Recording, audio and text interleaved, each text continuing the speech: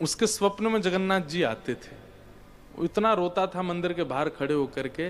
ठाकुर जी बोले तू क्यों रोता है? बोले मेरे आप बस मेरे साथ रहो, मुझे और कुछ नहीं चाहिए, और इस बात का मुझे अनुभव होना चाहिए कि आप मेरे साथ हो। भगवान जगन्नाथ जी ने उसको कहा मैं तेरे साथ हमेशा हूं, और इसका अनुभव तुझे जब करना हो समुद्र की बालू में चलना, और थोड़ी दूर चलने के बाद फिर पीछे देखना, 2 पैरों के निशान तेरे होंगे और तेरे बगल में 2 पैर के निशान मेरे होंगे, उससे तुझे पता चल जाएगा मैं तेरे साथ हूं। वो रोज जाता समुद्र के तट पर, चल के देखता, थोड़ी दूर चलता तो 2 पैर के निशान उसके और बगल में छोटे छोटे छोटे चरण भगवान के।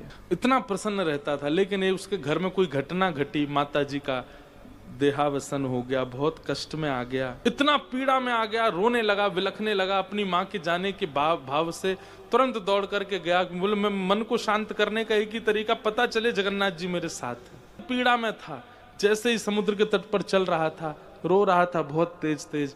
पीछे मुड़ करके उसने देखा तो 2 ही पैरों के चिन्ह थे। जगन्नाथ मंदिर के बाहर जाकर बोला मैं समझ गया, मेरी माँ का देहावसन इसलिए हुआ क्योंकि आप मुझे छोड़ के चले गए हो, अब आप मेरे साथ में नहीं हो।